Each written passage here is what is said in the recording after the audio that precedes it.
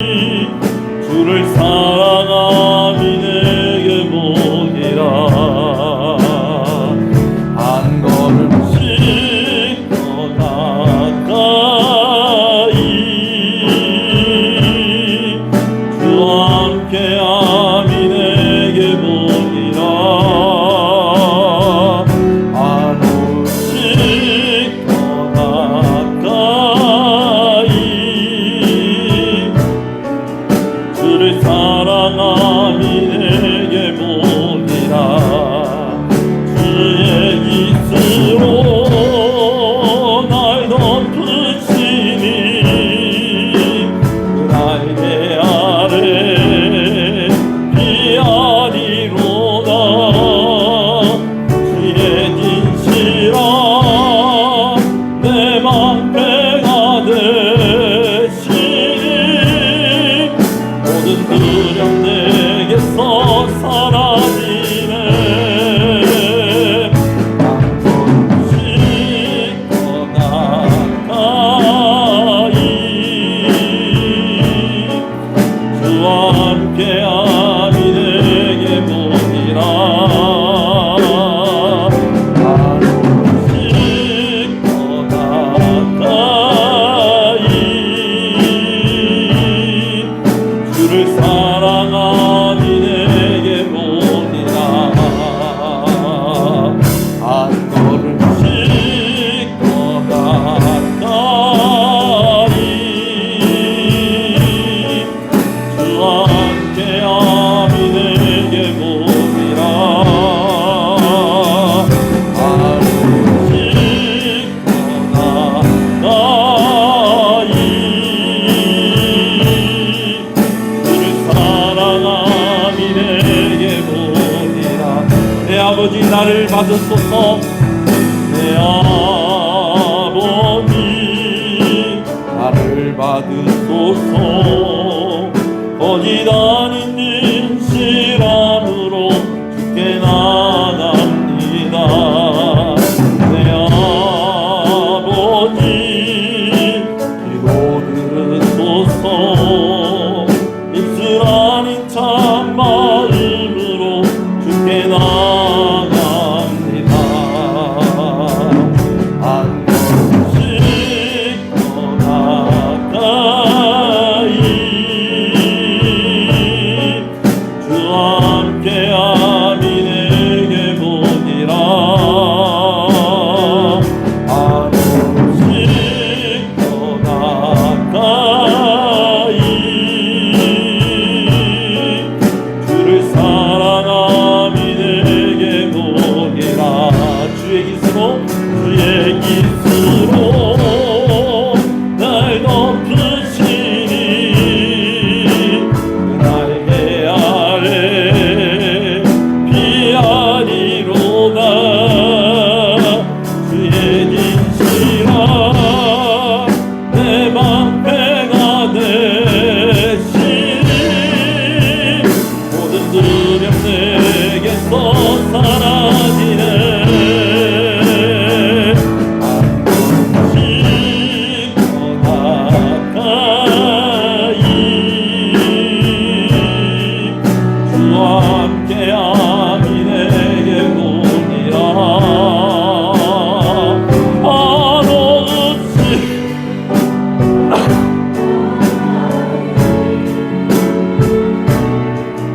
주를 사랑함이 너에게 복이라. 더욱 가까이 더욱 가까이 더욱 가까이 더욱 가까이 주님 앞에 나갑니다. 주님 앞에 나갑니다. 더욱 가까이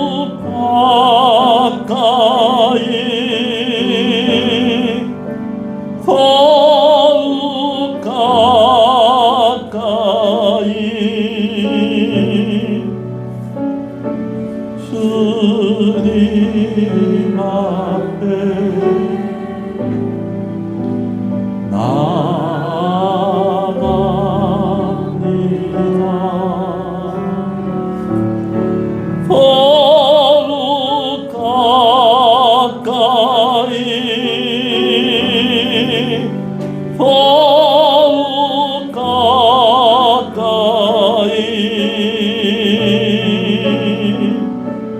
주님 앞에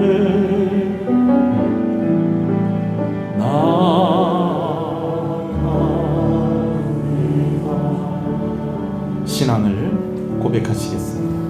전능하사 천지를 만드신 하나님 아버지를 내가 믿사오며 그 외아들 우리 주 예수 그리스도를 믿사오니 이는 성령으로 잉태하사 동정녀 마리아에게 나시고 본디오 빌라도에게 고난을 받으사 십자가에 못 박혀 죽으시고 장사한 지 사흘 만에 죽은 자 가운데서 다시 살아나시며 하늘에 오르사 전능하신 하나님 우편에 앉아 계시다가 저리로서 산 자와 죽은 자를 심판으로 오시며 성령을 믿사오며 거룩한 공예와 성도가 서로 교통하는 것과 죄를 사해 주시는 것과 몸이 다시 사는 것과 영원히 사는 것을 믿사옵나이다.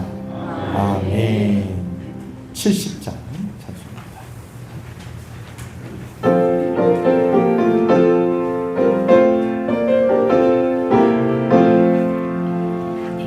피난처 있으니 환난을 당한다. 이리 오라. 땅들이 변하고 물결이 일어나 산 위에 넘치네 두렵잔데 이방이 떠들고 나라들 모여서 진동하라. 우리도 목소리 한 번만 바라면 전하의 모든 것 망하겠네. 만유의 하나님 우리를 도우니 피난처요. 세상의 난리를 그치게 하시니 세상의 잔놈이 쓸데없네. 높으신 하나님 우리를 구하니 할렐루야. 괴로움이 심하고 환난이 극하나 피난처 되시는 주 하나님. 아멘. 하나님이 일어나시니 원수들은 흩어지며 연기가 불려가듯이 그들을 몰아내소서.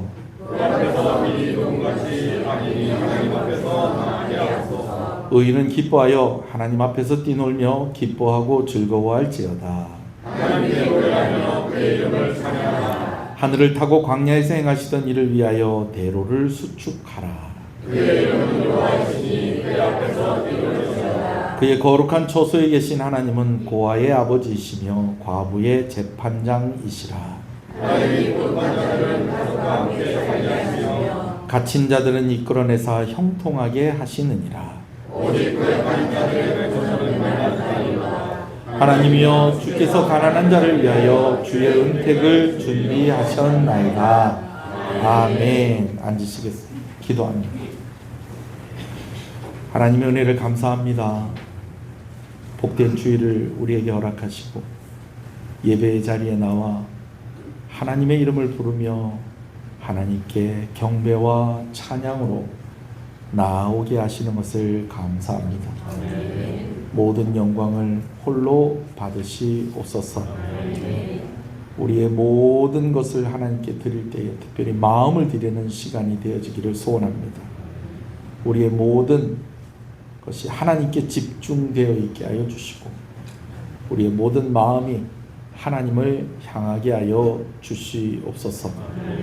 주의 성령으로 충만케 하셔서 우리가 말씀을 들을 때에 진리의 영이신 성령께서 우리에게 깨달음을 주시고 은혜를 허락하여 주시옵소서. 또한 말씀이 선포되어질 때에 성령의 역사하심으로 한 사람 한 사람을 어루만져 주시어서 믿음이 필요한 자들에게 믿음을, 상처에 아픈 곳이 치유되어야 될 자들에게는 치유함을, 그리고 마음이 상한 자들에게는 하나님의 어루만지심을 주의 성령을 통하여서 역사하여 주시옵소서. 하나님, 예배를 시작하는 시간입니다. 성가대의 찬양을 받아 주시옵소서. 시종을 주님께 의지하오며 예수님 이름으로 기도합니다. 아멘.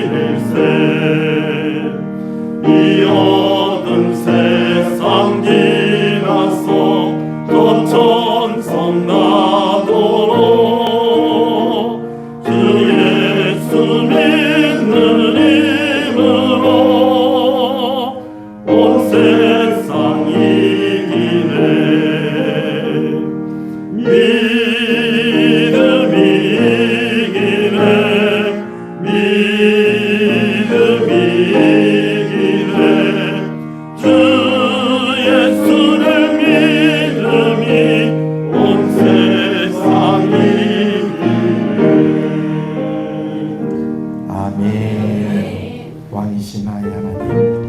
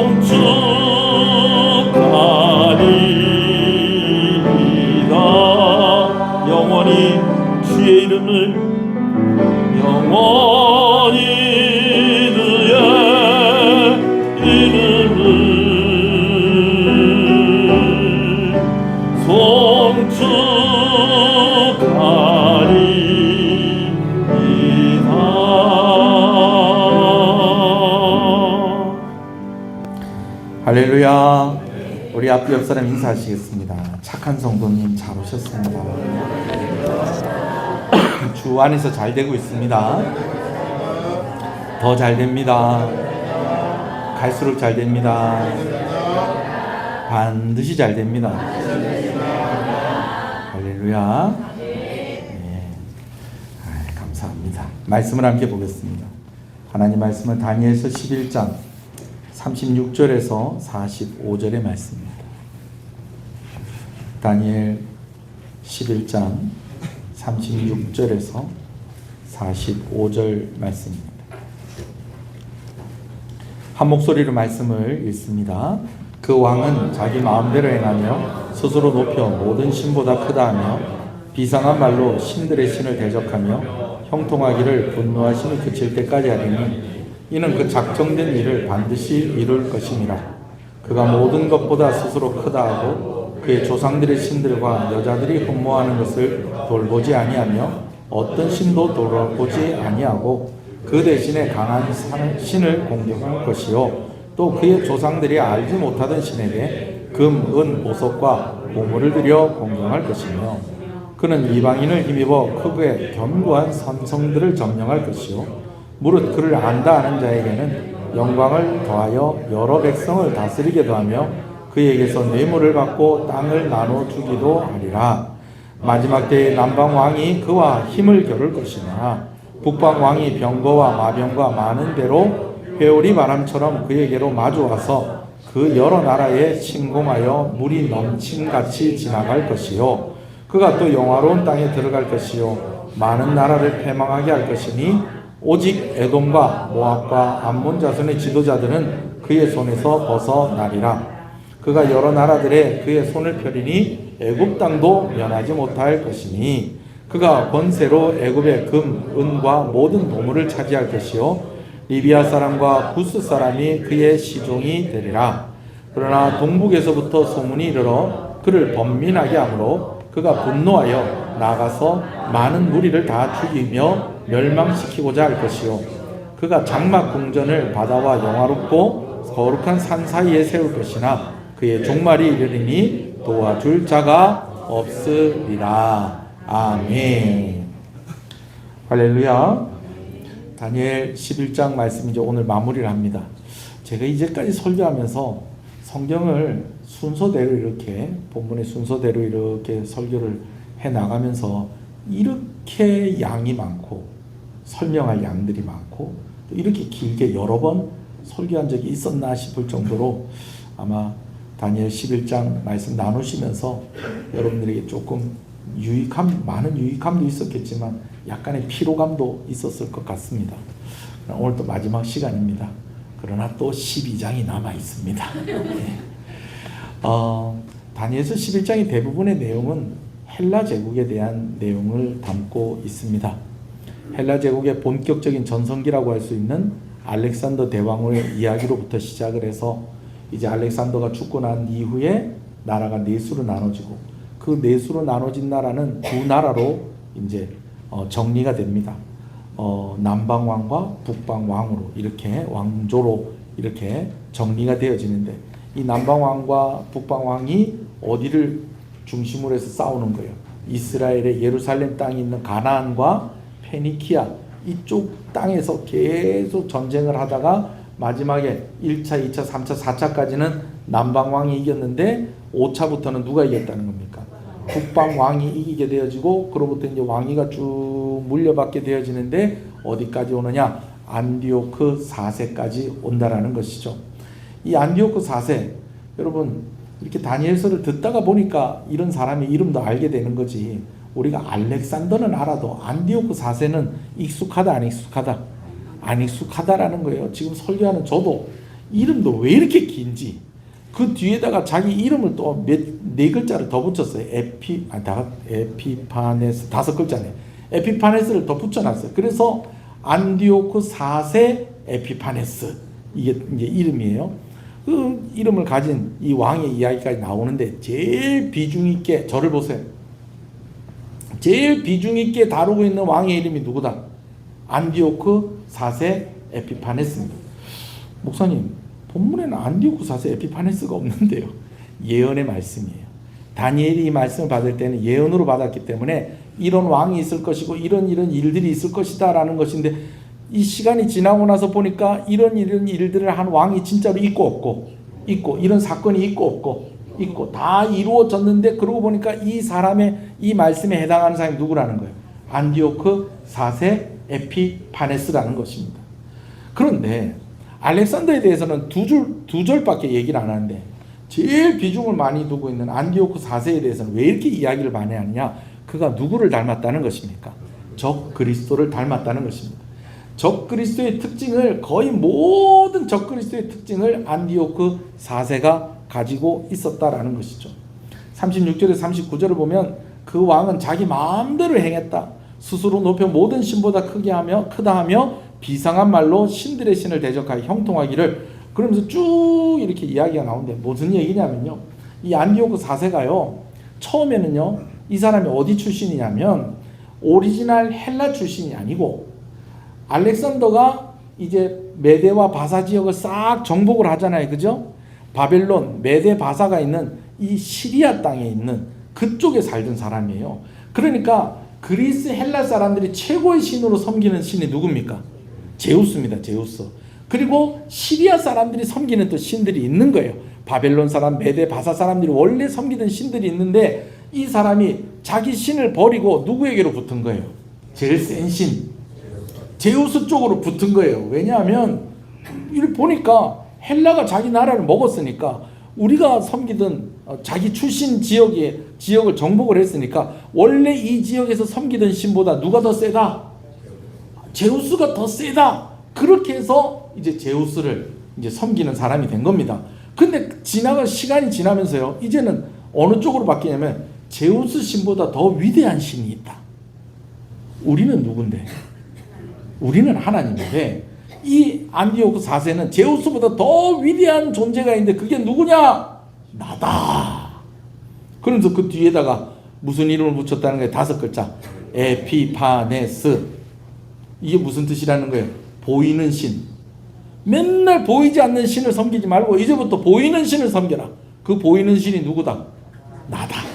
이러면서 스스로 신의 위치에 있는데, 이게 누구의 모습이라는 것입니까? 말세의 때에 나타난 적 그리스도의 모습이라는 것입니다.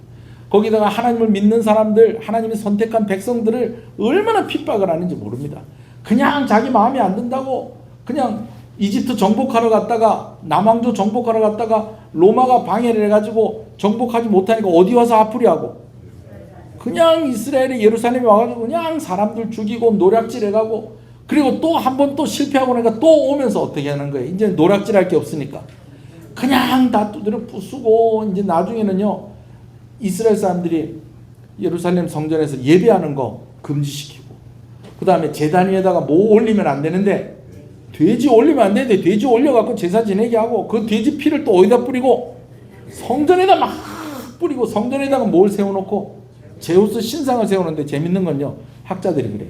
이게 제우스 신상이 아닌 것 같다. 누구 신상 같다? 에피파네스. 자기 신상 같다. 그래서 하는 얘기가 뭐냐면, 제우스 신상이다 그러면서 세웠는데 얼굴이 누구 얼굴이에요? 자기 얼굴로 이렇게 만들어놨지 않았겠느냐. 그렇게 이야기를 합니다. 이런 모습들이 다 누구 닮은 모습이다? 적 그리스도를 닮은 모습이다라는 것입니다. 그러니까 적 그리스도의 특징을 이 사람이 다 가지고 있었기 때문에, 이 적 그리스도를 설명하기 위해서 다니엘서 11장에는 누구를 강조해서 설명을 하고 있느냐? 바로 안디오쿠스 4세 에피파네스에 대해서 설명을 하고 있는 것입니다. 지난주에는 잠깐 이제 이 사람이 막 유대인들을 핍박하고 하니까, 유대인들이 어떻게 그 핍박이 있을 때 어떻게 했다고요? 이제 저항을 하는 그런 내용을 이야기를 했었습니다. 특히 이제 예루살렘 근처에 어떤 동네에 제사장의 아들이 몇 명 있었는데, 그 아들 중에서 싸움 잘하는 아들이 있는데 그 별명이 뭐라고요? 망치, 도끼.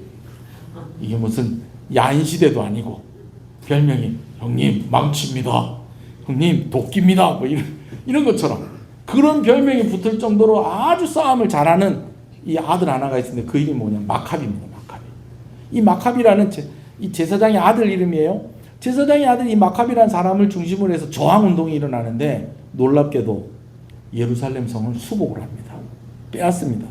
그러니까 예루살렘 성을 빼앗으니까 성전도 다시 싹 청소를 다 하고요. 거기서 금지됐던 예배도 다시 드리고요. 여러분 그렇게 하니까 백성들이 이 마카비를 좋아해요, 안 좋아해요? 좋아하지요. 그래가지고 아유 뭐 이렇게 된 김에 그냥 당신 뭐 하세요? 왕 하세요. 그럼 나도 그래도 될까? 그래서 슬쩍 해서 왕조가 만들어지는 게 바로 하스몬 왕조입니다. 근데 그 왕조가 그래 또 오래 갔다는 거예요, 안 갔다는 거예요? 오래 가지 않았다는 얘기 우리가 지난주에 잠깐 나눴었습니다. 자, 그런데 거기서 끝을 내지 않고 다시 누구 얘기를 꺼내냐면 안디오쿠스 4세, 바로 이 사람의 이야기를 꺼내고 있는데, 그러면서 이제 11장이 마무리가 되고 있는데 학자들이 이런 이야기를 해요. 오늘 본문의 말씀이 안디오쿠 4세의 이야기가 맞기도 한데 아니기도 하다라는 거예요. 무슨 말이에요 이게? 맞으면 맞고 아니면 아니지. 특히 우리가 사는 동네에서는 이런 거 용납 안 됩니다. 됐나? 됐다. 이렇게 가야 되는 거지. 이게 인 것도 같고 아닌 것 같기도 하고 이런 거 우리 동네에 잘 안 쳐줍니다. 물론 다 똑같은 사람만 모여 있는 건 아니고요. 여튼 설명을 하자면 그렇다라는 거예요. 예. 안디오쿠 4세의 이야기이기도 한데 아니기도 하다라는 거예요. 여러분 여기에는 두 가지 뜻이 있습니다. 한 가지는 뭐냐면요. 먼저는요. 36절에서 39절까지는 역사적으로 이루어진 사실이 분명하다는 거예요. 누구를 통해서? 안디오쿠 4세를 통해서 이루어진 일이 분명하다는 거예요. 근데 40절부터 45절까지는 좀 애매하다는 거예요. 애매하다는 거예요. 뭐가 애매하냐? 안디오쿠 4세가 아니고는 그 이후에 더 유력하고 뭐 이런 힘 있는 왕이 없어요.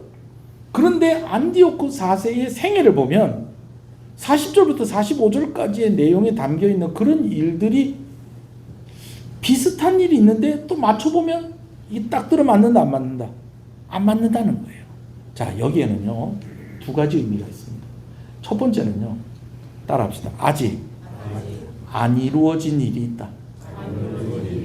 예언의 말씀으로 주셨어요. 그러면 하나님께서 이 말씀 주셨을 때는 이전까지 39절 말씀까지 쫙 있는 이 사실이 역사적으로 130여 가지나 실제로 일어나서 우리에게 증명이 되었다는 것입니다.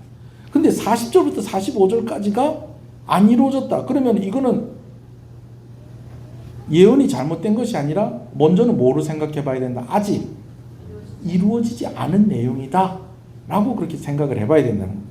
그래서요 실제로 40절에 그 왕은이라는 말로 36절부터 39절까지 이어가던 것이 40절 맨 처음에 뭐라고 되어 있어요? 마지막 때에 라고 그렇게 말씀을 하고 있습니다. 예. 그러면서 또 한 가지 가지게 되어지는 결론은 무엇이냐? 그러면 안디오쿠 4세가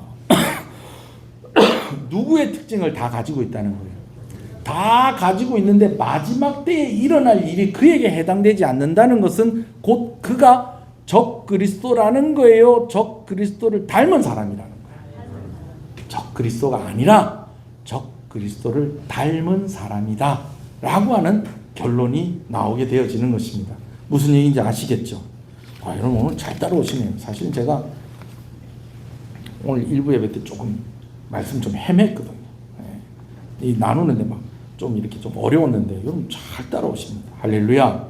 자, 그래요. 다시 정리합니다. 첫 번째, 40절부터 나오는 게 아직까지 안디오쿠 4세에 해당되어지는 일이 아닌데 안디오쿠 4세 같은 그런 왕이 다시 없었다는 그런 결론을 두고 보면 아직까지 이루어져야 할 예언이 남아 있다. 여러분 대표적인 게 뭘까요? 예수님 오셨죠. 근데 또 어떻게 하신다는 거예요? 다시 오신다는 겁니다. 근데 그 다시 오기 전에 누가 등장한다는 겁니까? 적 그리스도가 등장을 한다는 것이죠. 그러니 두 번째 결론이 뭐라고요? 안디오쿠 4세는 누구를 닮았는데? 적 그리스도를 닮긴 했는데 무엇은 아니다? 적 그리스도는 아니다 라는 그런 결론을 가질 수 있다라는 것입니다. 자, 성경에 보면 하나님께서 실제를 보여주지 않으시고 그림자를 보여주심으로 그 실제를 이해하게 하는 경우가 있습니다. 이걸 보고 뭐라고 그러냐면요. 한번 또 따라합시다. 모형론. 모형론. 실제를 보여주지 아니하시고 뭘 먼저 보여주신다? 모형 혹은 그림자를 먼저 보여주신다는 거예요. 이것도 두 가지 경우가 있습니다. 영광스러운 실제가 있는데 그 영광스러운 실제를 마주하기 전에 미리 뭘 보여준다는 거예요? 모형이 되는 것을 보여준다는 겁니다. 우리가 옛날에 요즘은 그걸 뭐라고 그러죠? 소개팅이라고 그러는데 옛날엔 소개팅을 뭐라고 그랬습니까? 한 글자로 선. 근데 요즘 소개팅 할 때도 뭐 보여주고 소개팅 합니까?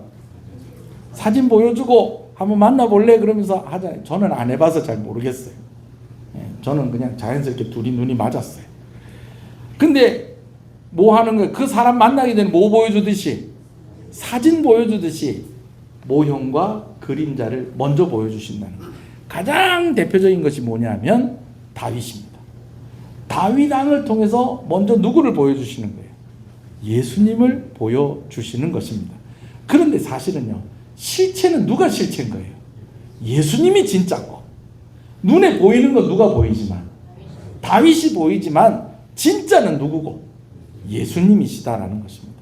그런 것처럼 실제는 적그리스도인데 그 적그리스도를 보기 전에 누구를 통해서? 안디오크 4세를 통해서 적그리스도를 보여주는 것, 이걸 보고 뭐라고 그런다? 모형론이다. 그렇게 이야기를 하는 것입니다. 그래서요, 말세의 때가 되면요, 수많은 안티오쿠스들이 나올 겁니다. 그래서 그 안티오쿠스들이요, 얼마나 그냥 막 자기가 스스로 예수님이라고 하고 뭐 자기가 막 적그리스도 행세를 하기도 하고 막 그렇게 할 것입니다. 여러분, 그럴 때에 흔들리지 않는 그런 믿음을 가진, 분별력을 가진 여러분 되시기를 주님의 이름으로 축복합니다. 자, 일부 예배 때는 제가 이 얘기를 좀 길게 설명을 많이 했었는데 제가 싹 다 잘라내고 제가 질문으로 바로 넘어가겠습니다. 근데 여러분, 다니엘서 11장 보면서 여러분 혹시 이런 질문 가져보신 적 없으세요? 이걸 왜 다니엘에게 이야기해 줬을까? 이 말은, 이 말씀이 다니엘에게 도대체 무슨 의미가 있겠느냐라는 거예요. 다니엘이 이 말씀을 받았을 때 그때로 돌아가 보겠습니다. 여러분, 이 11장 설교가 길다 보니까 다니엘이 어떻게 하다가 이 예언의 말씀을 받았지 잊어버렸을 수도 있는데 제가 설명 간단하게 해드릴게요. 다니엘이 이제 나이가 거의 90이 다 됐습니다. 90이 다 됐는데 다니엘이 금식 기도를 시작을 한 거예요. 3주 동안. 그럼 며칠입니까? 21일 금식 기도에 들어간 거예요. 여러분, 90된 사람이 20일을 금식하겠다는 것은 그 기도하고 뭐 하겠다는 거예요? 죽겠다는 거예요. 근데 여러분, 함부로 그런 거 하지 마세요. 내 이거 하고 죽는다 이런 거 하지 마세요. 아시겠습니까? 예? 저한테 그런 얘기하면 혼납니다. 예? 내가 뭐 죽기 전에 요거 하나 딱 해놓고 내가 그래, 여러분 그런 거 하지 마세요. 그런 일은 하셔도 되는데 그런 말은 하지 마세요. 왜냐하면 그 말을 하나님도 들으시고요, 다 듣습니다, 여러분. 그러다 진짜 죽으면 어떡하려고 그래요? 아멘이십니까? 예? 내가 다른 건 아닌데 요거 해놓고 죽어야지 그러다 그거 해놓고 죽습니다.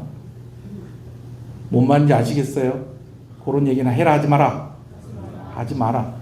하고 싶으면 해라 하지 마라.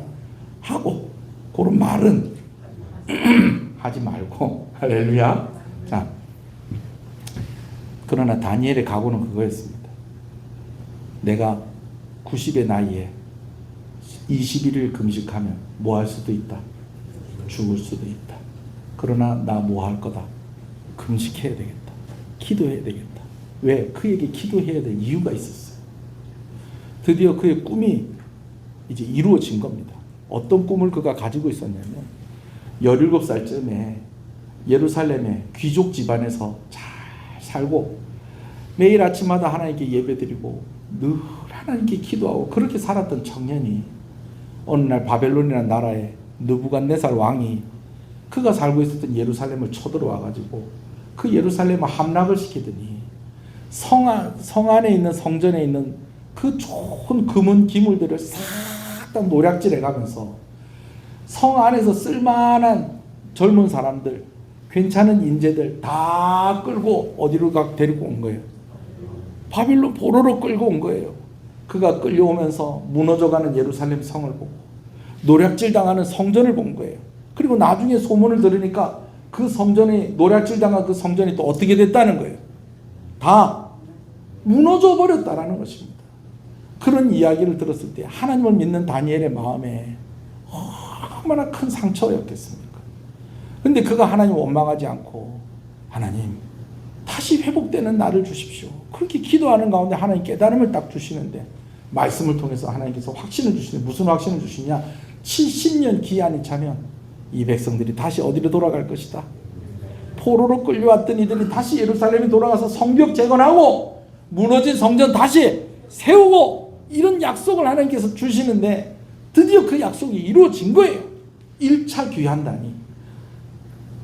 모든 백성들이 다 가진 않은데 진짜 사명을 가진 1차 귀환단이 가가지고 성벽을 재건하고 성전을 다시 지을 수 있게 그렇게 되어진 것입니다. 그러는 가운데에 다니엘이 또 얼마나 많이 노력을 하고 했겠어요. 그리고 또 하나님께서 그 역할을 하라고 다니엘을, 나라가 망했는데도 그 다음 나라에서 또 뭘로 세우시고, 총리로 세우시고, 그렇게 하면서 하나님께서 또 다니엘을 밀어주시고 다니엘도 열심히 그 일에 헌신했는데 그 꿈이 이루어진 거예요. 그런데 소식을 들어보니 예루살렘에 가서 성벽 재건하고 성전을 다시 세우는데 그 일이 제대로 잘 진행이 된다는 거예요? 안 된다는 거예요? 잘 안 된다는 거예요. 심지어 거기 간 사람들이 생존을 하는 문제까지도 걱정을 해야 될 만큼 너무너무 힘든 가운데 있더라는 것이죠. 그러니까 다니엘이 무슨 마음을 가지고, 하나님, 내가 오늘 이 기도하다가 내가 숨을 거두어도 좋습니다. 저 사명을 가지고 예루살렘에 가서 열심히 성벽 쌓고 열심히 성전 지으려고 하는 이들에게 하나님 힘을 좀 주십시오. 은혜를 좀 주십시오. 그렇게 기도하고 있는데 하나님께서 환상을 통해서 인자 같은 이가, 아무리 봐도 누구 같은데, 예수님 같은 분을 보내가지고 다니엘에게 주신 말씀이 이 말씀이라는 것입니다. 할렐루야. 자, 그러면요, 하나님께서 좀 짧게 얘기를 해주셔도 될 건데, 어떻게? 성벽 세워질 거야. 성전 세워질 거야. 여러분, 실제로요, 성벽이요 정말 짧은 시간에 세워지고요, 성전도요 물론 딱 짓다가 멈춰진 기간들이 몇 년 있었지만은 다시 짓기 시작할 때 큰 속도로 성전이 지어지고 막 이런 모습들이 성경에 기록이 되어 있는 것을 봅니다. 그런 말까지만 딱 하셔도 되는데 하나님께서 어디까지 얘기하시냐? 안디오쿠스 4세 에피파네스까지 얘기를 하시는 거예요. 그 시간을 계산해 보면요 어떻게 되냐면요, 다니엘이 이 예언을 받을 때가 고레스 왕 3년입니다. 바사 왕 고레스 3년인데 이때를 기원전 539년쯤으로 봅니다. 그리고 에피파네스 안디오쿠스 4세가 이제 예루살렘에 가가지고 예루살렘 성전을 막 더럽히고 그런 일을 했던 때를 기원전 167년으로 봅니다. 이거를 계산해 보면 다니엘이 이 예언의 말씀을 받고 난 뒤로부터 몇 년까지 이후의 일을 이야기하시냐면 365, 대단하네. 누가 계산해가지고 369년이 지난 시간까지를 얘기를 다 해주시는 거예요.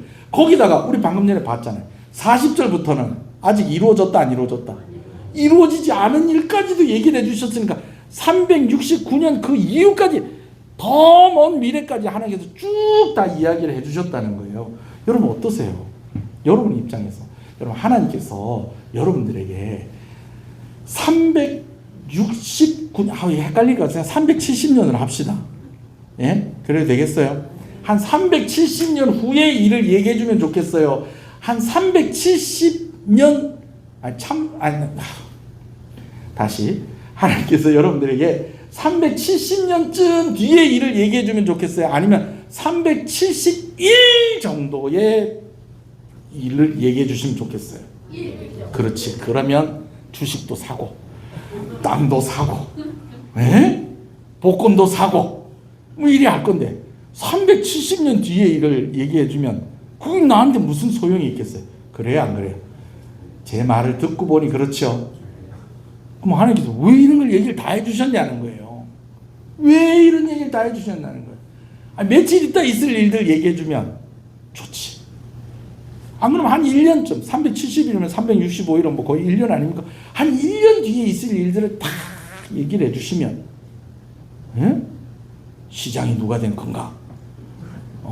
또 누가 뭐 이렇게 될 건가? 어디 뭐가 가격이 오를 것인가?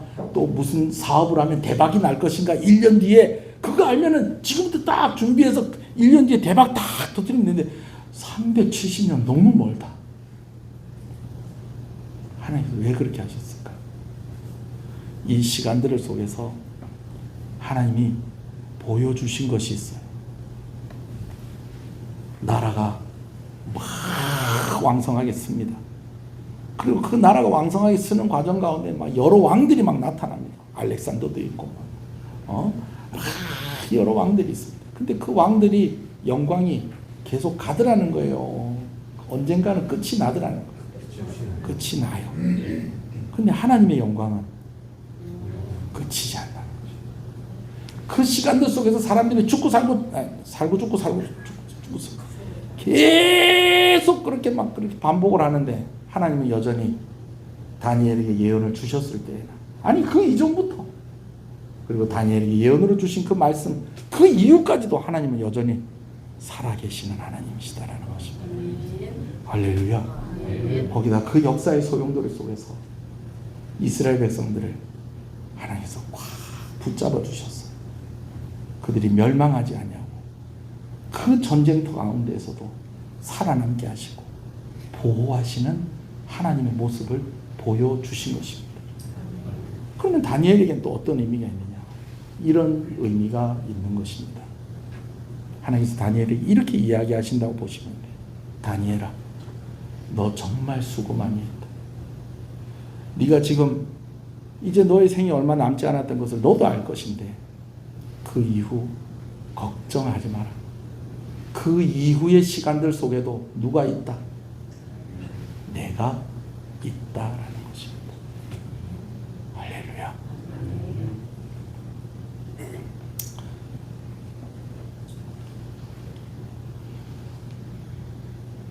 그 5월달, 6월달에 왜 이렇게 아픈 사람들 되게 많은 것 같고 장례식도 많은 것 같고 뭐가 좀 일이 많은 것 같아요. 저희 어머니 아버지는 동반 입원을 또 다 하시고 그래갖고 한 분은 이쪽 방, 한 분은 저쪽 방. 정신이 안 나요. 그런데 제가 또 제일 좋아하는 목사님이 몸이 건강이 안 좋으셔서 휴직을 하셨어요. 휴직이 아니라 휴가를 내셨어요. 목사가 강단 비우는 거 잘 안 됩니다. 뭐 해외 뭐 성지순례를 간다든지 뭐 안 그러면 선교를 간다든지 그렇게 해서 휴가를 낸 게 아니고 아파서 휴가를 내셨어요. 이게 막 이렇게 저한테도 이렇게 겹치고 하다 보니까 제 마음도 좀 힘들었나 봐요. 한 번은 이번 주에 차 안에서 울었어요. 내 주변에 있는 사람들이 언제나 나와 함께 있는 건 아니겠구나. 물론 저희 어머니 아버지가 금방 돌아가신다는 얘기는 아닙니다. 검사해 보니까 우리가 생각하는 것보다 훨씬 좋다고 합니다. 나중에 직접 들어보세요. 할렐루야. 어머니 말로는 3년 안에 죽는데 근데 그 다 농담입니다, 여러분. 의사는 훨씬 더 오래 살 거라고 얘기를 하십니다. 그런데 부모님이 이제 이럴 때가 되었구나. 제 마음이 좀 그런 거예요. 또 실제로 저희 가족들 중에서 또 아버지를 천국으로 보내드리는 그런 일을 경험하는 또 가족들도 있었고 이런저런 일을 겪다 보니까 인생을 다시 한번 생각하게 돼요. 여러분 오늘 우리 인생이요 영원하지 않습니다. 근데 우리는요 뭔가 이 인생 가운데 뭔가 되게 좀 많은 것들을 이루어낼 수 있을 거라고 그렇게 착각을 하면서 사는 것 같아요. 근데 우리는요 그냥 말로 하자면 초등학교 운동회 할 때 마지막에 뭐 합니까? 개주 하잖아요. 개주. 우리 계주 경기하는 선수나 비슷한 것 같아요. 뭐 어떤 경기는 혼자서 42.195까지 마라톤 같은 경우는 혼자서 뛰기도 하는데 우리 인생이 그래요. 우리 앞에 뭐 예를 들면 부모님한테 바톤 받아서 내가 열심히 뛰고 또 이 바톤을 누구한테 넘겨주고 자손들한테 물려주고 다음 세대에 물려주고 또 그래 가는 거예요. 근데 여러분 그러는 가운데에 우리 인생에 아쉬움이 없겠습니까? 다니엘 같은 경우도 보세요. 지금 자기 꿈이 다 이루어졌다고 생각했는데 이왕이면 어디까지 좀 봤으면 좋겠는데 성벽이 튼튼하게 세워지고 성전이 아주 멋지게 탁 세워지는 것까지 봤으면 좋겠는데 그거 하러 간 사람들이 힘들어 죽겠다고 지금 자기들 생존하는 문제도 지금 걱정해야 될 상황이라고 지금 이런 이야기를 들으니 다니엘 마음이 너무 아픈데 하나님께서 다니엘에게 쭉 보여주시는 거예요. 다니엘아 앞으로 이런 나라들이 서게 될 것이고 이런 왕들이 나오게 될 것이고 마지막에 이 왕은 진짜 독한 놈이다 이거 나쁜 놈이다 그러면서 다 얘기를 해주시는데 그 시간들 속에서 여러 왕들은 정말 대단하다고 이야기하는 그 여러 왕들은 잠깐 있다가 사그러지는 불꽃처럼 없어지곤 하는데 여전히 하나님은 살아계시고 그 역사를 주도해 가시고 이끌어 가시고 하면서 하나님의 뜻을 이루어 가시더라는 거예요. 그래서 다니엘에게 오늘 이 예언의 말씀을 주신 의미가 무슨 의미냐면 이런 의미인 거예요. 너 수고했다. 네가 다 하지 못해서 아쉬운 거 누가 하겠다? 내가 하겠다. 하나님이 그런 뜻으로 이 말씀을 주신 줄로 믿습니다. 아멘이십니까? 그래요. 오늘도 제가 이 얘기를 합니다. 오늘 우리의 손이 닿지 않는 곳에 누구의 손이 닿습니까? 하나님의 손이 닿습니다. 오늘 우리의 음성이 닿지 않는 곳에 누구의 음성이 닿습니까? 하나님의 음성이 닿습니다. 여러분 이걸 꼭 믿으시는 여러분 되시길 소원합니다. 여러분 자녀들에게 해주고 싶은 거 있어요 없어요? 자녀들에게 해주고 싶은 거 있죠? 남편에게 해주고 싶은 거 있고 부인에게 해주고 싶은 거 있고 부모님에게 또 해주고 싶은 거 있고 근데 여러분 그 다 해드리고 살고 있습니까? 다 하고 살고 있습니까? 아니잖아요. 아니잖아요. 그런데요 오늘 우리 손은 닿지 않는데 오늘 우리가 기도할 때 하나님의 손이 거기 닿습니다. 오늘 내가 다 해주고 싶은 말들 다 할 수 없잖아요. 다 들릴 수도 없잖아요. 근데 오늘 우리가 기도할 때 우리 대신 하나님께서 말씀해 주시고 오늘 우리가 다 막아줄 수 없잖아요. 여러분 자녀들을 더 어떻게 할래요? 제가 우리 아이들 처음에 학교 갈 때 저희 아버지가 애 이렇게 학교 갈 때 뒤에서 이렇게 따라갔어요. 한동안. 왜? 사고 나고 그러면 안 되니까. 거기다가 또 이제 저 올 때 저기 오는 길에 저 어떤 집에 대문 안에 개가 큰 개가 있는데 애들이 지나갈 때 와 하고 짖으니까 아무 겁이 나서 무서웠다고 그러니까 이제 저희 아버지가 그 집 문 앞에서 딱 기다리고 있는 거예요. 뭐 하라고? 놀래지 마라. 근데 그 계속 했을까요? 아니요, 하다 말았지. 왜요? 할 수가 없어요. 어떻게 하겠어요? 뭐 애들한테 무슨 뭐 카메라 하나씩 달아놓고 뭐 거기 계속 감시하고 앉아 있을 거예요? 어떻게 하겠어요? 우리가 다 할 수 없어요. 그러나 하나님은 하세요. 다니엘아, 너 수고했다. 애썼다. 남은 건 누가 할게? 내가 할게. 하나님이 할게. 할렐루야. 할렐루야. 그럼 백성들한테는 또 어떤 의미가 있을까요? 아유 하나님 이런 거 말고 당장에 먹을 것 좀 주시고 좀 당장에 좀 이 성벽 좀 세울 좀 힘 좀 주시고 좀 그러시면 안 되겠습니까? 아까 얘기한 대로 370년 후의 일 얘기해 주지 말고 뭐 한 370에 1년 뒤에 일 얘기해 주면 제가 영끌을 해가지고 하여튼 잘 살아보겠습니다 이렇게 할 건데 그거 얘기 안 해주시고 하나님께서 그들에게도 뭐라고 얘기하시냐? 내가 너희와 함께한다. 너희 인생이 끝났을 때에도 너희 후손들에게 내가 그들과 함께할 것이고, 그 후손들의 삶이 끝났을 때도 그 후손들과 함께 내가 함께 할 것이고, 내가 너희에게 약속한 구원을 이루어 갈 것이다. 그 약속을 주시고 계시는 것입니다. 영화 이야기를 하나 하려고요.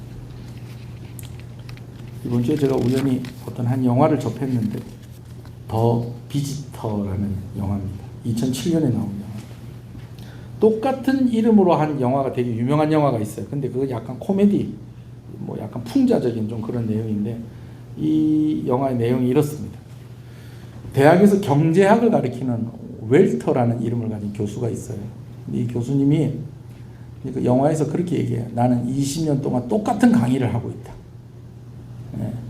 참 교수님들 좋네요. 여러분 그렇게 생각하시면 안 되고요. 교수가 될 때에는 자기 전공이 있는 거예요. 전공이.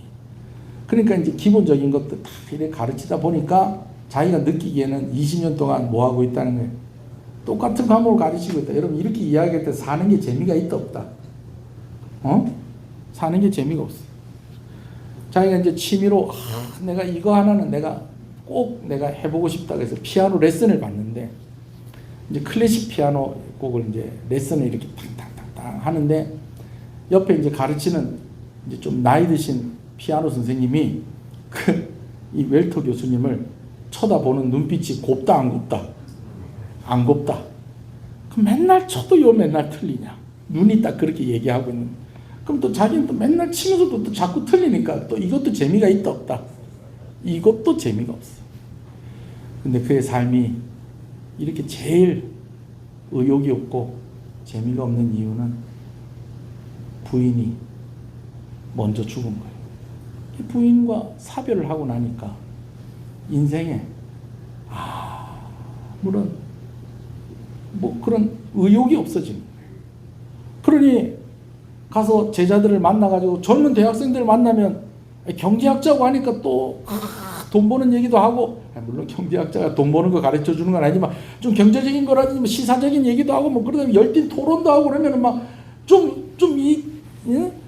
뭐가 좀 신나고 이렇게 돼야 될 건데, 그냥 똑같은 강의하고 산다 나는.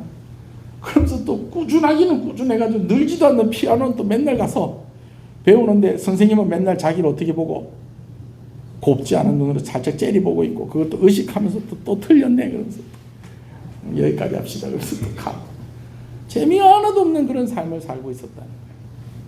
그러다가 어떤 다른 지역으로 한 2달 정도 출장을 갔다가 집에 딱 들어왔는데, 밤에 들어왔는데 화장실에 불이 켜져 있는 것 같은 거예요. 아이고야, 집에 지금 얼마 만에 오는데 2달 만에 오는데 화장실에 불이 켜져 있으면 그 불은 언제부터 켜져 있는 거예요? 2달 전부터 켜진 거 아니에요. 그런데도 가까이 가니까 물소리가 들리네. 아이쿠야, 화장실에 물을 몇 달 동안? 2달 동안 틀어놨구나. 그래 급한 마음에 화장실 문을 탁 열었더니 웬 여자가 목욕을 하다가 깜짝 놀래갖고 그 소리를 지르는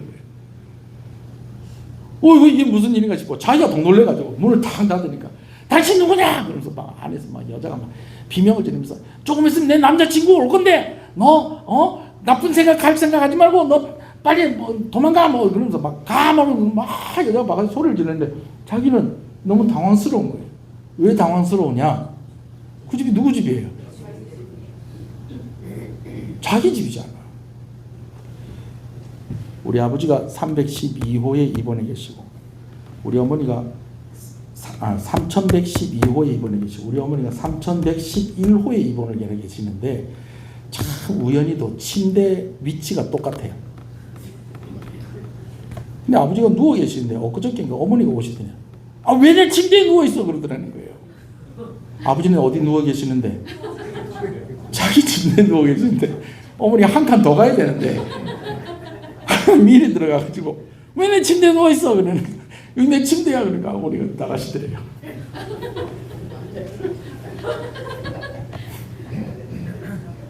자기 집인데 웬 여자가 와서 목욕을 하면서 문 열었다고 소리를 꽥꽥 지르고 하니까 너무 당황스럽잖아요. 근데 좀 있으니까 웬 젊은 남자가 와가지고 멱살을 잡더니 너 뭐하는 놈이냐, 너 어떻게 이 집에 들어왔느냐 그러면서 막 그냥 자기를 막 패대기를 치려고 그러는데, 야 진정해라, 여기 내 집이다 그러는 거예요. 그랬더니 이 사람이, 야 여기가 어떻게 너희 집이냐, 내가 새 들어 사는 집이다. 너 새를 들었다고? 너 누구한테 새를 들었네? 그랬더니 모르는 사람인데 이 사람이 사기꾼이야. 이 집이 비어있는 줄 알고 이 어설픈 두 커플을 돈 받고 집을 빌려준 거예요. 근데 이 두 커플은 뭐 하는 사람들이냐면, 한 사람은 젬베,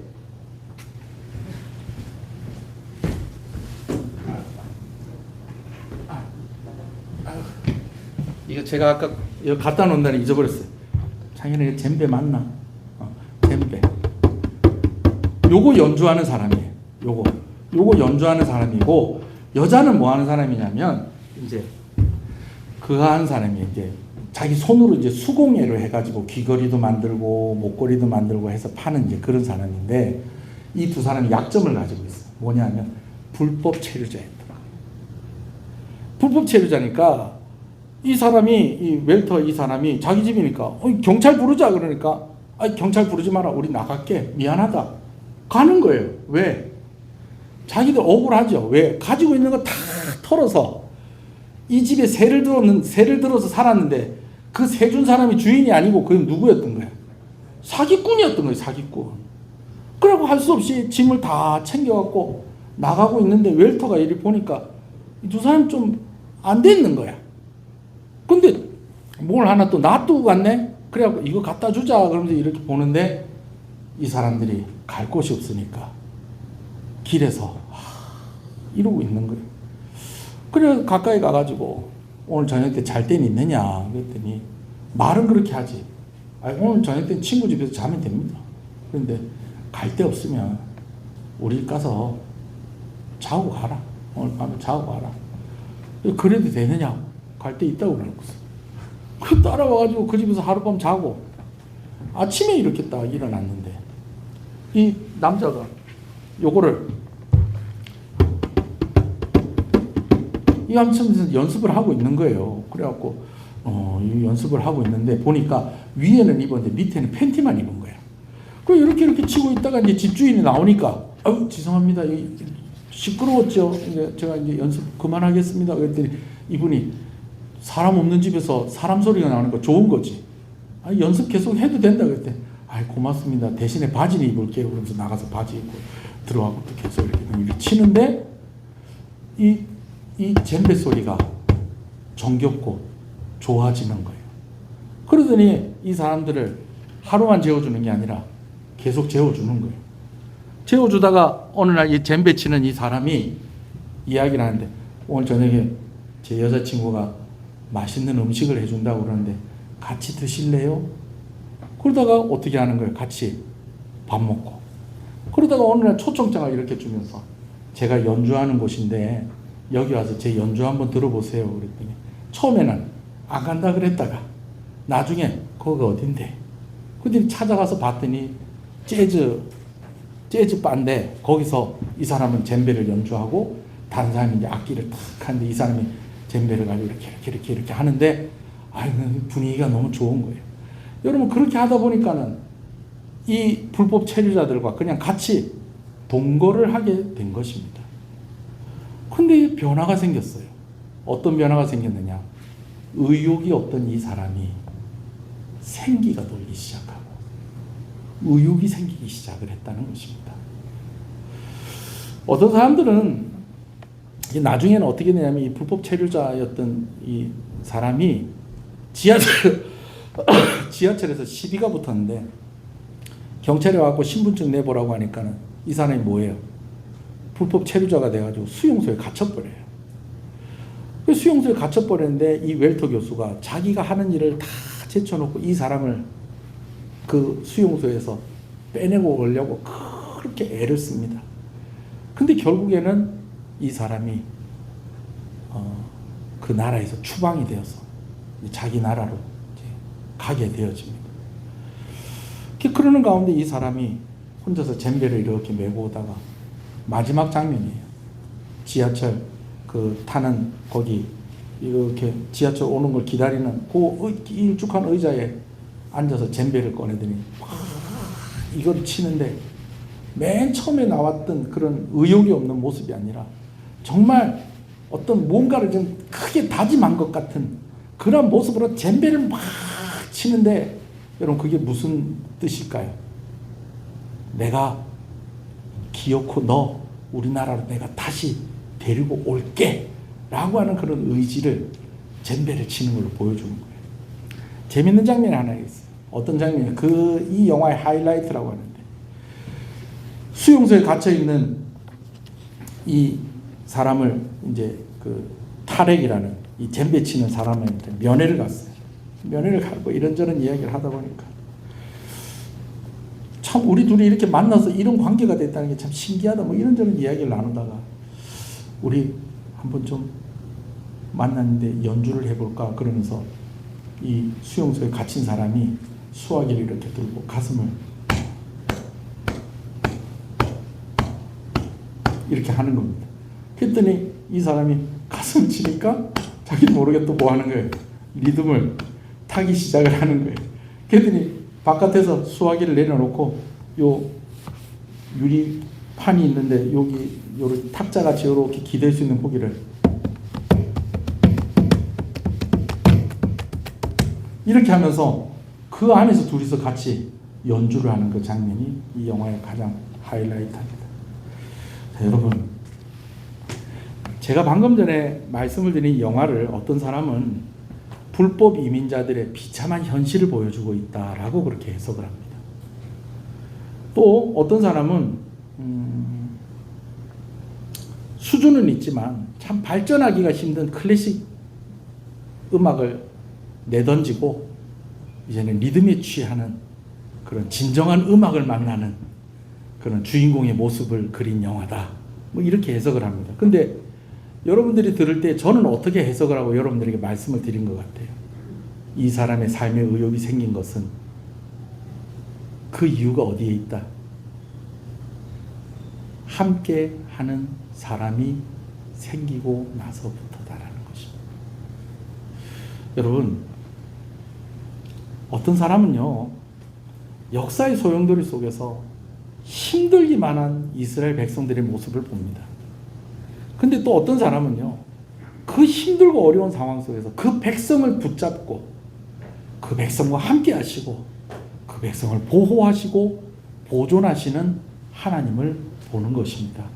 소원하는 것은 여러분 힘들고 어려운 상황 속에서 내 힘들고 어려운 상황을 묵상하며 살아가는 것이 아니라 그 삶 속에 함께 하시는 하나님을 묵상하고 발견하시고 그 하나님께 기도하고 그 하나님과 동행하시는 여러분 되시기를 주님의 이름으로 축복합니다.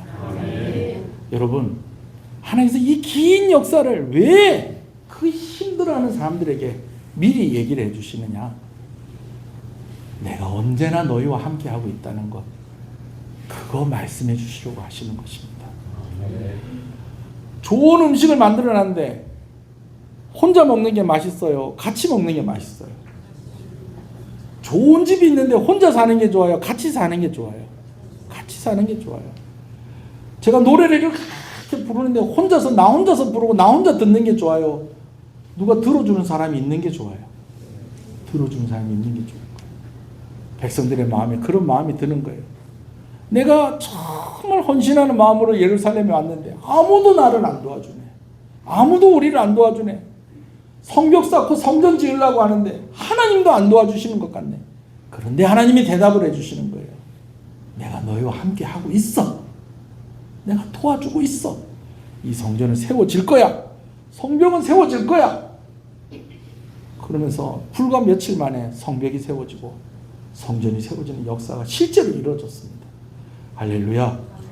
여러분 하나님이 함께하고 계신다는 것을 꼭 믿으시는 여러분 되시길 소원합니다. 우리가 지난주에도 얘기했잖아요. 느낌으로 해석하지 말고 뭐라고 어떻게 해석하라고요? 최대한 어떻게 하려고? 따뜻하게 해석하려고 애를 써보라고 그랬잖아요. 여러분 이게 사실은 기본은 믿음입니다. 이게 믿음이 기본입니다. 내 힘들고 어려운 상황 이거 계속 묵상하면서 이러다가 나는 죽겠지, 이러다가 나는 망하겠지. 여러분 그게 아니고 이 상황 속에 누가 계신다? 하나님 계신다.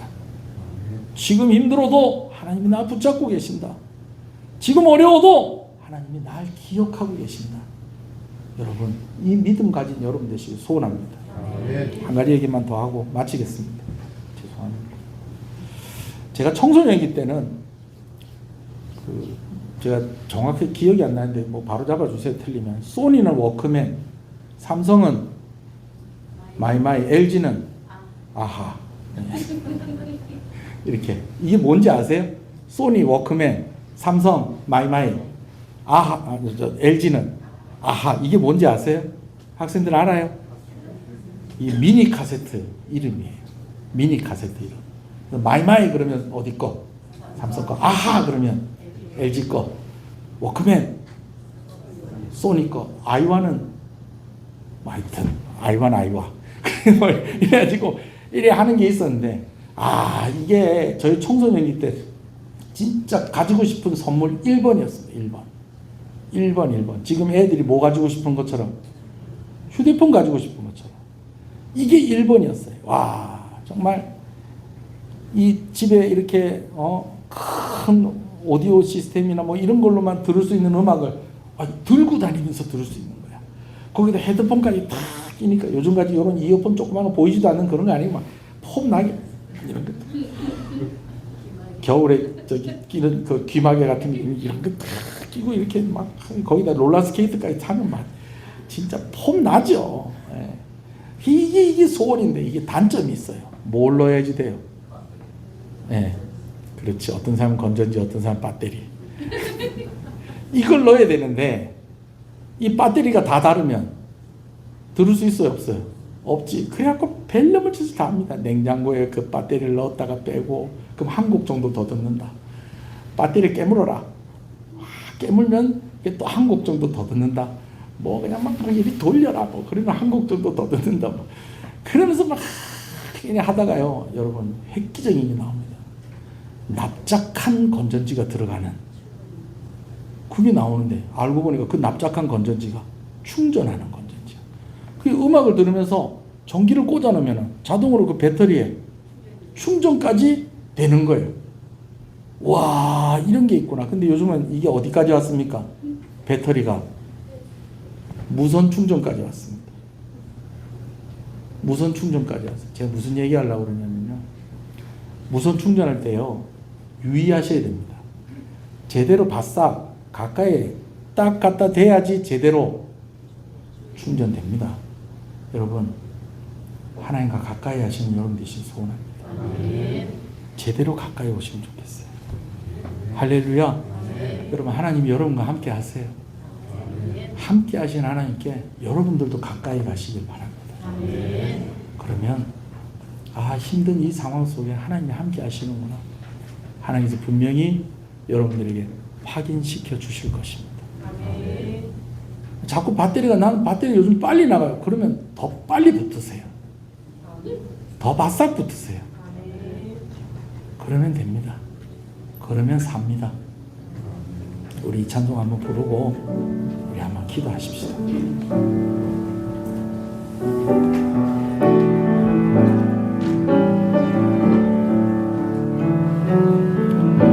내 아버지 나를 받으소서. 거짓 아닌 진실함으로 주께 나갑니다.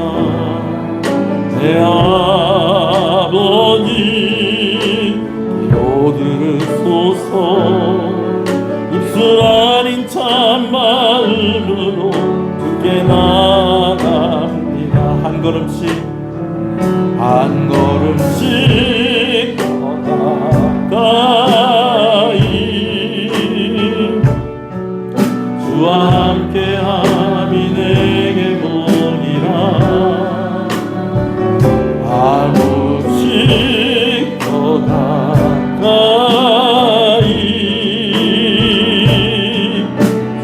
사랑함이 내게 보이라. 한 걸음씩 더 가까이 주와 함께함이 내게 보이라.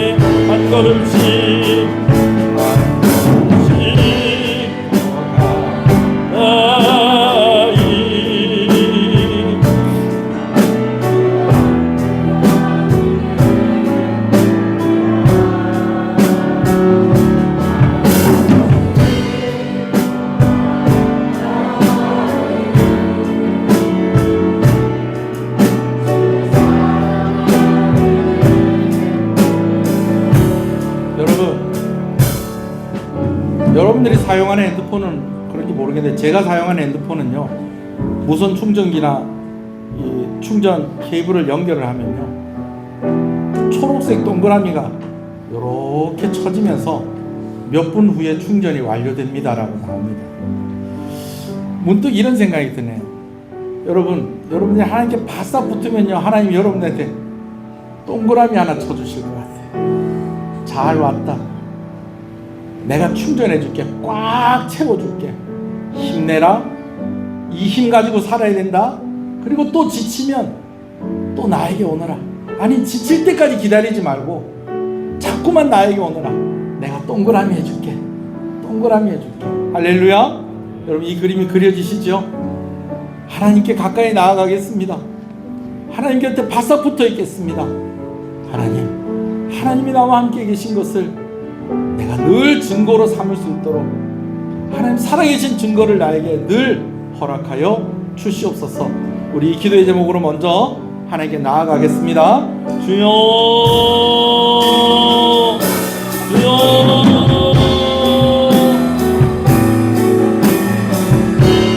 주와 함께함이 우리에게 복인 줄로 믿습니다. 주를 사랑함이 우리에게 복인 줄로 믿습니다. 하나님 우리와 함께 하시지만, 그러나 아버지 하나님 앞에 우리도 한 걸음씩 더 나아가겠습니다. 하나님께 더 가까이 가겠습니다. 그럴 때마다 하나님이 동그랗게 우리에게 표시를 해주십시오.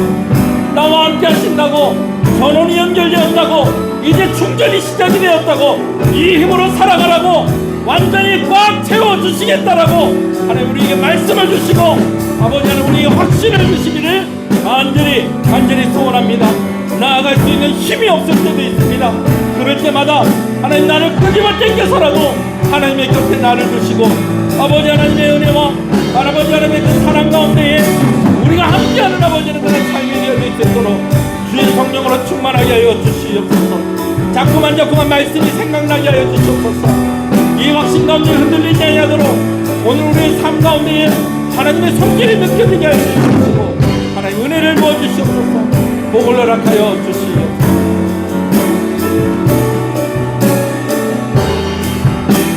저 그리스도에게만 모형이 있고 실체가 있는 것이 아닙니다. 핍박하는 안티오쿠스 4세와 같은 존재만 있는 것이 아니라 오늘 우리를 구원하시는 구원의 실체가 있다는 것을 믿으시는 여러분 되시길 소원합니다. 하나님께 더 가까이 나아갈수록 더 따뜻하게 우리를 감싸 주실 것입니다. 하나님께서 어제도 오늘도 내일도 영원부터 영원까지 살아 역사하십니다. 하나님께서 어제도 오늘도 내일도 영원부터 영원까지 우리와 함께 하십니다. 우리를 도와주십니다. 가까이 갈수록 더 확실히 충전이 되어지는 것입니다. 우리가 이 시간에 또 중보하며 기도하십시다. 우리의 기도 속에 들어있는 여러 사람들의 이름이 있지 않습니까? 여러분 구역원들을 위해서도 여러분 기도해 주시고요. 오늘 여러분 옆자리에 있어야 되는데 없는 그 사람을 위해서도 기도해 주시고요. 하나님 함께 해주십시오. 내 손이 닿지 않는 곳에 하나님의 손이 닿게 해주십시오. 내 말이 들리지 않는 곳에 하나님의 음성이 들리게 하여 주시옵소서. 내가 오늘 받은 이 은혜 그들도 알게 하여 주시옵소서. 하나님과 함께하게 하여 주시옵소서. 우리 함께 중보하며 기도하겠습니다.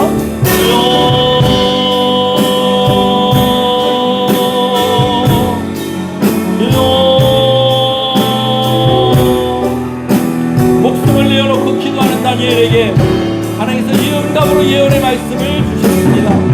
그렇게 하면서 아버지 하나님 그에게 먼저 위로하여 주시고 힘을 주셨던 그 하나님께서 또한 아버지는 그의 기도에 응답하여 주시고, 아버지 하나님 그가 기도하고 있는 이스라엘 백성들이 그 역사의 소용돌이 속에서도 하나님이 함께 하시고 하나님이 보존해 주시겠다는 아버지는 그 약속을 받게 하셨는데, 오늘 아버지는 우리가 그 소망과 그 믿음을 가지고 하나님께 나아갑니다.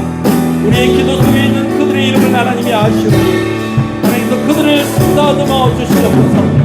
오늘 우리의 손이 닿지 않는 곳에 하나님의 손이 닿게 하여 주시옵소서. 오늘 우리의 음성이 들리지 않는 곳에 하나님의 음성이 들리게 하여 주시옵소서. 주여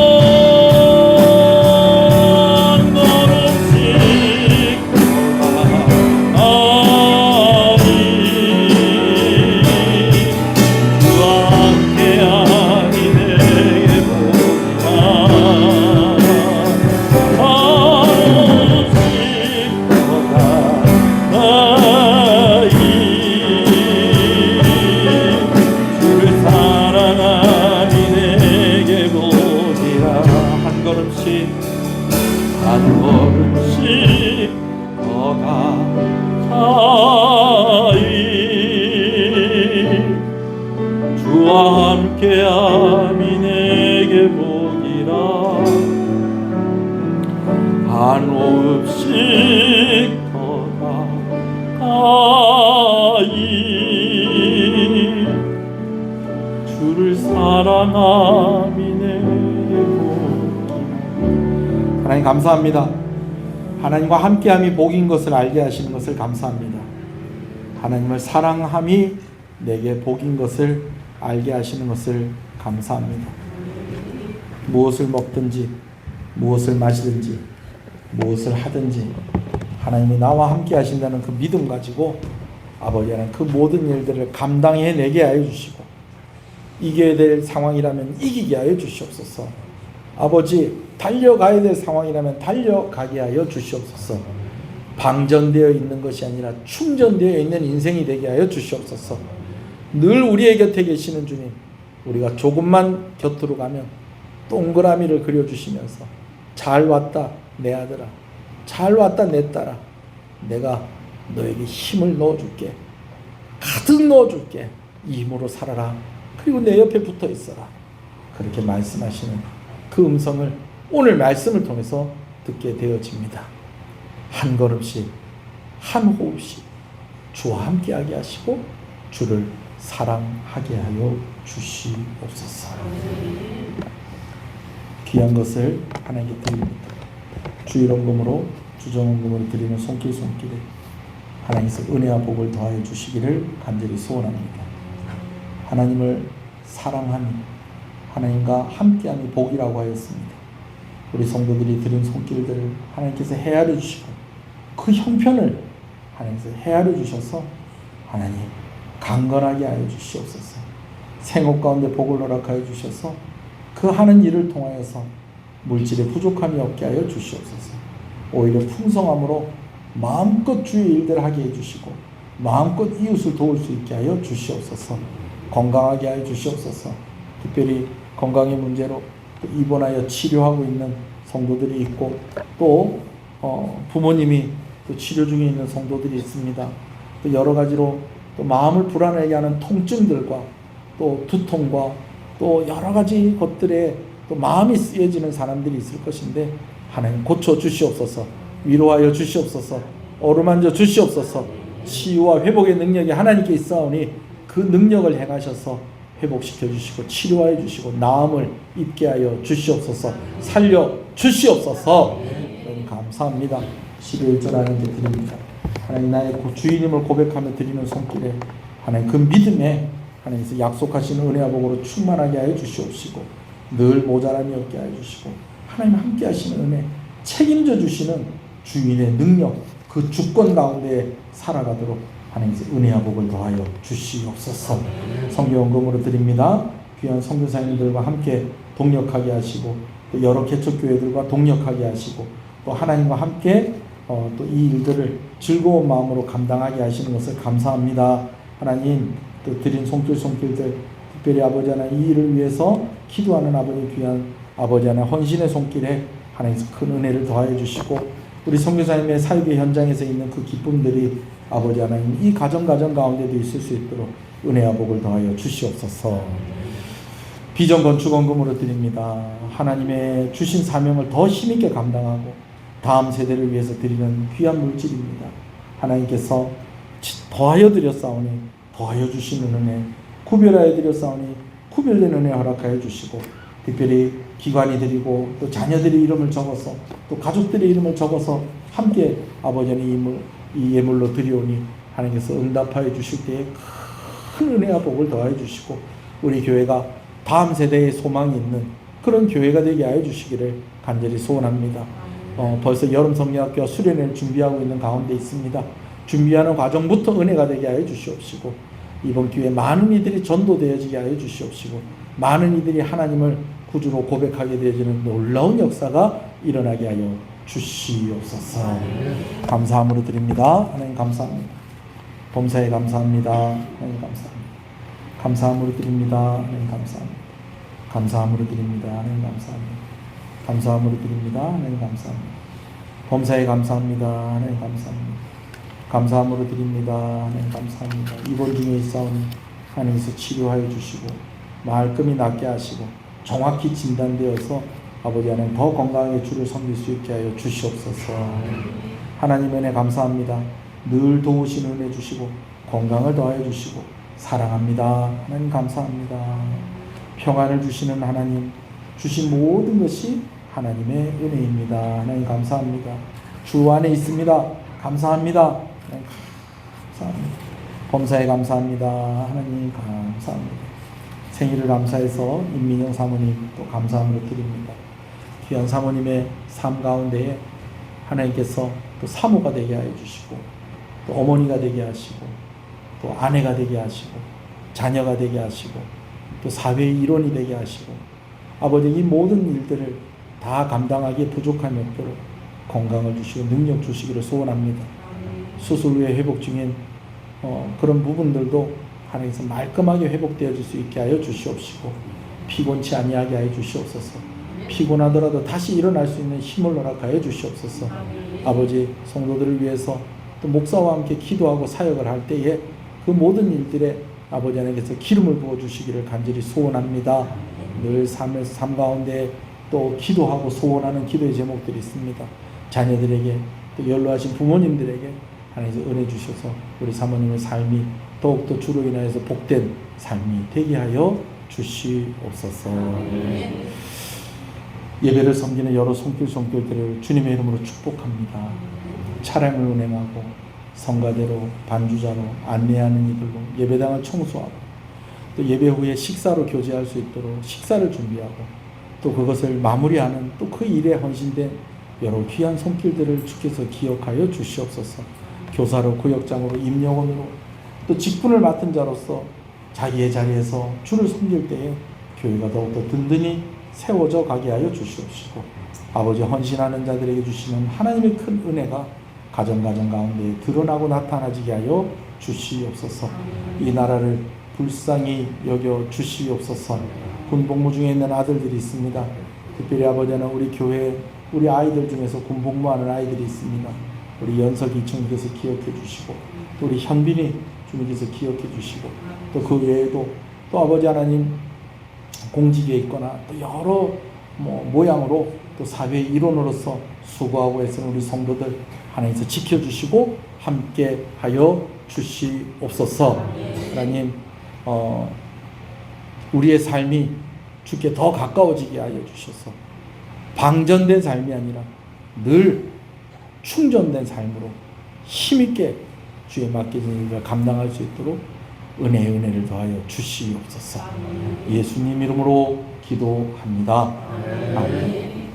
지금은 우리 주 예수 그리스도의 은혜와 하나님 아버지의 사랑하심, 성령님의 감화감동, 위로교통 충만하시는 역사가 이제로부터 영원토록 함께 있을지어다.